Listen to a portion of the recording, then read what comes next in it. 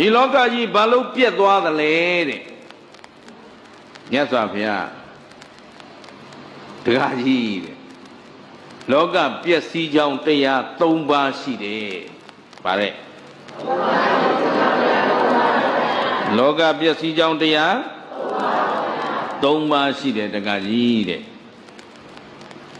နံပါတ်1ကအဓမ္မရာဂတွေကြောင့်ပြက်သွားတယ်ဗါတဲ့အာဓမ္မရာဂနော်ရာဂဆိုတာတက်မဲ့မှုနော်လိုချင်မှုနှစ်သက်မှုနော်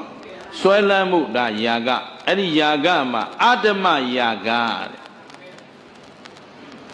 မနှစ်သက်သင့်တာတွေကိုနှစ်သက်တယ်မခုံမင်သင့်တာတွေကိုခုံမင်တယ်မဆွဲလန်းသင့်တာတွေကိုဆွဲလန်းတယ်အာဓမ္မရာဂဒုတိယဝိသမလောဘပါတယ်လေဝိသမလောဘကြောင့်ဒီလောကကြီးပြတ်သွားတာတဲ့ဇေယျမြိုင်ကြီးလည်းမှတ်ထားကွာမင်းတို့3နှစ်ရှိပြီဆိုတော့ရှေ့ကိုမပြတ်အောင်နော်ခဏနေကြတော့မင်းတို့နဲ့ဆိုင်တာလည်းပြောမယ်ငါတို့နဲ့ဆိုင်တာလည်းပြောမယ်ဒီလောကလုံးဆိုင်တာလည်းပြောမယ်နော်အရင်ဆုံးမှတ်ထား1ကအာဓမ္မရာဂပြော2ကဝိသမလောဘပါတယ်လေနံပါတ်3မိစ္ဆာဓမ္မတဲ့ပြောဘယ်နှပါတော့တရား3ပါအာဓမ္မယာဂဆိုတာတို့ဘုန်းကြီးတွေကစပြောမယ်နော်မင်းတို့ပဲပြောနေရင်မတရားရာရောက်နော်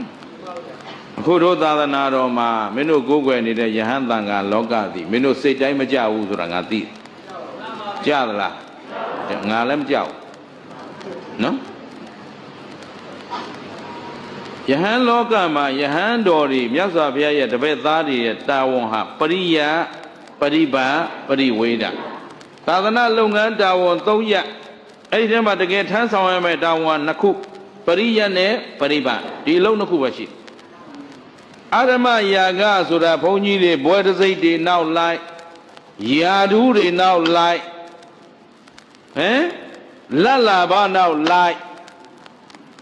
လာဘသက်ကာယတိလောကဘုန်းကြီးငွေရဖို့ရှာနေရပြီဆိုကြအဲ့ဘုန်းကြီးပြက်ပြီဟမ်ဟုတ်လားမဟုတ်ဘူးလားယာဓုရဖို့ယာဓုနောက်လိုက်နေပြီဆိုကြအဲ့တန်ကအဲ့ဒီသာသနာပြက်ပြီဘယ်သူမကျေနပ်နဲ့ကျေနပ်နဲ့ဒါလောကသဘာဝအမှန်တရားပဲနော်ဘယ်သူမုံမုံချစ်ချစ်ဓမ္မဂတိကမုံတာလည်းဂရုစိုက်เสียမလို့ချစ်เสียလည်းဂရုစိုက်เสียမလို့ကျုပ်ကဘုရားရှင်ရဲ့သားအဖြစ်တရားဟောတာမှန်ရကိုပြောနော်ဒီလောကဘွဲတစိတ်ဂုံဓူးတွေနောက်လိုက်နေပြီဆိုရင်အဲ့ဒီသာသနာလုပ်ငန်းစဉ်တွေမှန်မှန်ကန်ကန်လုပ်နိုင်မှာမလားမလုပ်နိုင်တော့ကြာရှုံးသောလောကနော်ဆင်းရဲသောလောကအလုံးဆင်းရဲသွားပြီနော်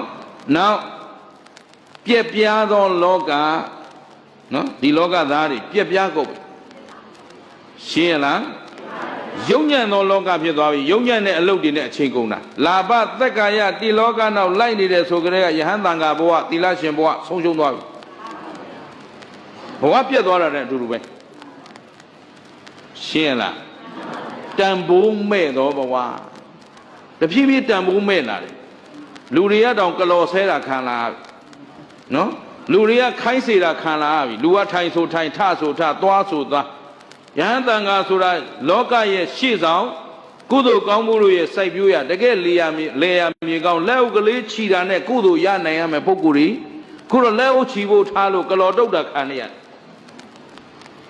တော့ပါလားဒါဒိုးပဲပြောတာအခုမင်းတို့ပဲမင်းတို့အလဲရောက်လာပြီနော်